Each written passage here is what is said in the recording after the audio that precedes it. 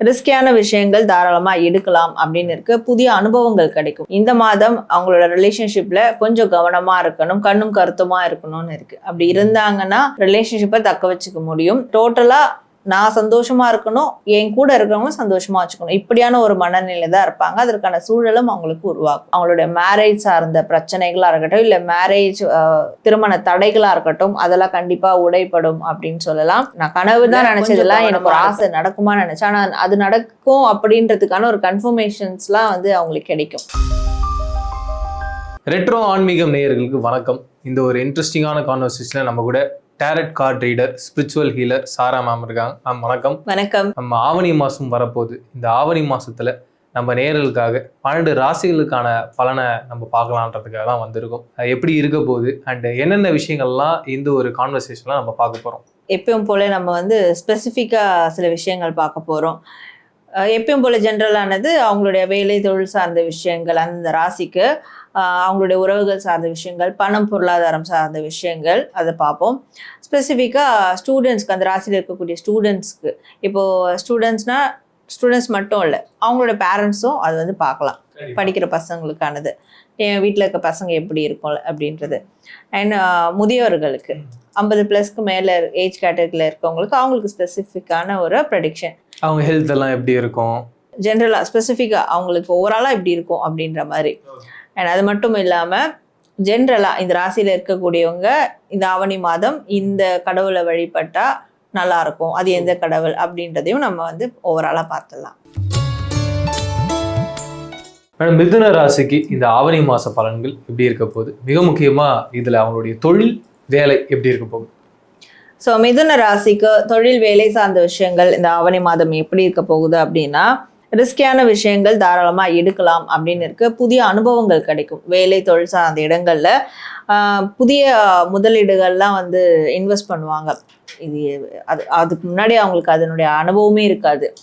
அனுபவமே இல்லாத விஷயங்கள்ல முதலீடு பண்றது, அனுபவமே இல்லாத இடத்துக்கு வேலை சார்ந்து போகிறது, பிரயாணம் பண்ணுறது, இல்லை வேறு வேலையை தேடுறது, வேறு வேலையில் அப்ளை பண்ணுறது. இவங்க கம்ப்ளீட்டாக வேற ஒரு ப்ரொஃபஷனில் இருப்பாங்க. அப்படியே ஆக்வர்டாக வேற ஒரு ப்ரொஃபஷனுக்கு அப்ளை பண்ணுவாங்க. இந்த மாதிரியான ரிஸ்கியான விஷயங்கள், அன்எக்ஸ்பீரியன்ஸ்டான விஷயங்கள், இதெல்லாம் வேலை தொழில் சார்ந்த இடங்கள்ல அவங்களுக்கு இந்த ஆவணி மாதம் நடக்கும். இவங்களும் அதை நடத்திக்கணும்னு நினைப்பாங்க, அந்த வில்லிங்கோட இருப்பாங்க. இவங்களுடைய ராசியில் ரிலேஷன்ஷிப் எப்படி இருக்க போகுது? ஸோ மிதுன ராசி இவங்களுடைய ரிலேஷன்ஷிப் சார்ந்த விஷயம் எப்படி இருக்கும் ஆவணி மாதம்ன்ற போது, இவங்களுடைய ரிலேஷன்ஷிப்புமே நிறைய பேர் ஹார்ட் ஒர்க் போடுவாங்க, அந்த ரிலேஷன்ஷிப்பை தக்க வச்சுக்கிறதுக்கும் உருவாக்குறதுக்கும். ஸோ அந்த ஹார்ட் ஒர்க்குக்கான ஒரு அவுட்கம் இந்த மாதம் அவங்க பார்க்கலாம் அப்படின்னு இருக்கு. என்ன மாதிரியான ஹார்ட் ஒர்க் கொடுத்தாங்களோ அதுக்கான அவுட்புட் கிடைக்கும். அவங்க பார்ட்னர் கிட்ட இருந்தோ இல்லை அவங்க ஃபேமிலி கிட்ட இருந்தோ கண்டிப்பாக அவுட்புட் கிடைக்கும். இது வரைக்கும் நான் அப்படிலாம் பண்ணலை, நான் ஏதோ ஜஸ்ட் ஒரு என்டர்டைன்மெண்ட் மாதிரி தான் கொண்டு போயிட்டு இருக்கேன் அப்படின்னு இருக்கிறவங்க இந்த மாதம் அவங்களோட ரிலேஷன்ஷிப்ல கொஞ்சம் கவனமா இருக்கணும், கண்ணும் கருத்துமா இருக்கணும்னு இருக்கு. அப்படி இருந்தாங்கன்னா ரிலேஷன்ஷிப்பை தக்க வச்சுக்க முடியும், அடுத்த லெவல் போக முடியும். இல்லைன்னா இது பிரச்சனைக்குரியதா மாறுறதுக்கும் வாய்ப்புகள் இருக்கு. ஓகே. அண்ட் இவங்களுக்கு பண வரவு எப்படி இருக்க போகுது?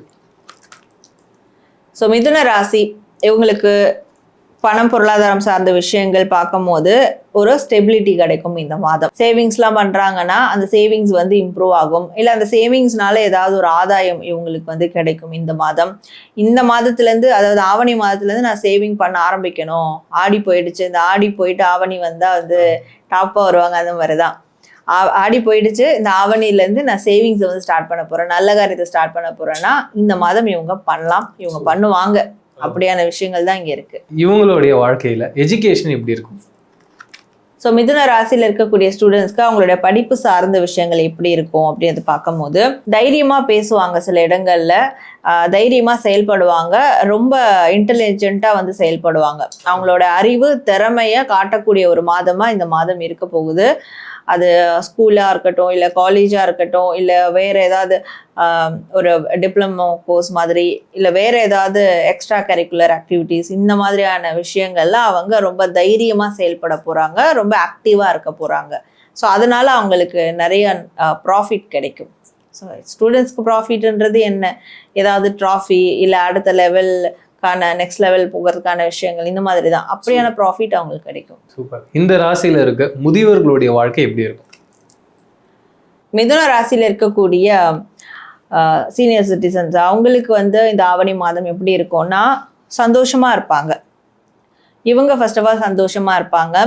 கூட இருக்கிறவங்கள எனக்கு வந்து வேற எனக்கு பிடிச்ச நபர் இல்லை இப்போ என் கூட, ஆனால் இருக்கிற நபரை நான் சந்தோஷமா வச்சுக்கிறேன், இப்படியான ஒரு மனநிலை இருப்பாங்க. யாருமே இல்லை, நான் தனியா இருக்கேன், என்னையே நான் சந்தோஷமா வச்சுக்கிறேன், இப்படியும் இருப்பாங்க. ஸோ அவங்களுக்கு பிடிச்ச சமையல் செஞ்சு சாப்பிட்றது, பிடிச்ச இடங்களுக்கு போகிறது, டோட்டலா நான் சந்தோஷமா இருக்கணும், என் கூட இருக்கிறவங்களும் சந்தோஷமா வச்சுக்கணும், இப்படியான ஒரு மனநிலை தான் இருப்பாங்க. அதற்கான சூழலும் அவங்களுக்கு உருவாகும். இவங்க எப்பேற்பட்ட கடவுள் வழிபாடு பண்ணலாம்?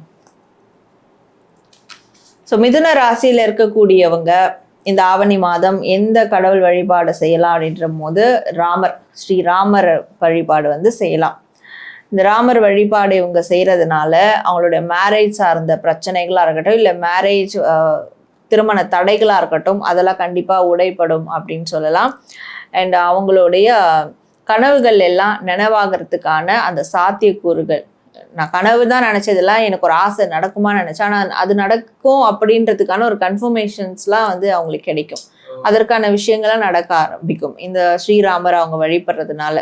அண்ட் அவங்களுடைய பேருக்கு ஏதாவது ஒரு களங்கம் வரப்போகுதா அப்படின்ற ஒரு பயத்தில் இருக்கிறவங்களுக்குலாம் இந்த ஸ்ரீராமர் வழிபாடு அதெல்லாம் ஒன்றும் ஆகாது, உன்னுடைய பேர் எப்பவுமே வந்து நல்ல பேராக தான் இருக்கும், அந்த ஒரு கன்ஃபர்மேஷனும் கிடைக்கும். அண்ட் உண்மைகளை அக்செப்ட் பண்ணிக்கக்கூடிய அந்த மன தைரியம் மனப்பக்குவமும் ஏற்படும். இந்த மாதம் ஸ்ரீராமரை இவங்க வழிபடுறாங்க. இந்த ராசிக்கான பலன்களை பார்த்தோம், ரொம்ப டீட்டெயிலாக பேசினீங்க. கண்டிப்பாக நேயர்களுக்கும் ஒரு நல்ல ஒரு கிளாரிட்டி கிடச்சிருக்கும்னு நினைக்கிறேன். அண்டு நீங்கள் எப்பயும் சொல்கிற மாதிரி இந்த கமெண்ட் செக்ஷனில் நன்றி பிரபஞ்சம் அப்படின்னு சொல்லும்போது அது ஒரு பாசிட்டிவிட்டியை கிரியேட் பண்ணும். அப்படி நேயர்களும் கண்டிப்பாக நம்ம கமெண்ட்ஸ் கீழே பதிவு செய்வாங்கன்ற நான் நம்புகிறேன். வேறு ஒரு இன்ட்ரெஸ்டிங்கான வீடியோவில் சந்திக்கிறேன். நன்றி, வணக்கம். எத்தனையோ கோடி ஜென்மாவிலே புண்ணியம் செய்தால்தான் வாய் முருகான்னு சொல்ல வருமா. சிவன், பிரம்மா, மகாவிஷ்ணு, அம்மன், பெருமாள், விநாயகர் நிறைய சொல்கிறீங்கல்ல, ஆனால் இவங்க எல்லாருமே என்ன சொல்லுவோம்? இந்து கடவுள்னு சொல்லுவோம். ஆனால் ஒரே ஒரு கடவுளை மட்டும்தான் தமிழ் கடவுள்னு சொல்கிறோம். இதுலேயே தெரிஞ்சுக்கலாம் முருகருடைய சிறப்பு என்னன்னு. நான் என்னையா தப்பு பண்ணேன்? எனக்கு தெரியல உன்னை பற்றி, அதுக்காக எனக்கு இவ்வளோ பெரிய தண்டனை கொடுத்தியா நீ? ஓன்னு அழறேன். உலகளந்த பெருமாள்னு கேள்விப்பட்டிருக்கோம். யாரை சொல்லுவா? பெருமாளை சொல்லுவார். ஆனால் முருகப்பெருமான் இரண்டாவது முகமாக பூமிக்கும் வானத்திற்கும் காட்சி கொடுக்கக்கூடிய முருகன் இரண்டாவது முகம், வாமதேவ முகம்னு பேரு. உங்களுக்கு ஒரு கஷ்டம் வந்துருச்சு, என்ன பண்ணுவீங்க? முருகன்னா சொல்லுவீங்க, ஐயோ முருகா என்னை எப்ப காப்பாத்துவ? எனக்கு யாசகம் போட்டுட்டு போனாங்க, நான் யாசகம் வாங்க போன இடத்துல உட்கார்ந்தேன்னு கூட எனக்கு தெரியாது. அதாவது சொல்லுவாங்க, செவ்வாய் வெறுவாய் அல்ல, முருகனை நினைத்தால். முருகா என்ற ஒத்த சொல்லுக்கு, அந்த ஒத்த மந்திரத்திற்கு அங்க வருவாய் மட்டுமே இருக்கும். வரம்பில்லாத அருளை தருபவன் முருகன். அப்ப எதிரியான அந்த சூரபதுமனையே தன்னோடு வைத்துக் கொள்ளும் முருகப்பெருமான் நமக்கு எதை தர மாட்டான்?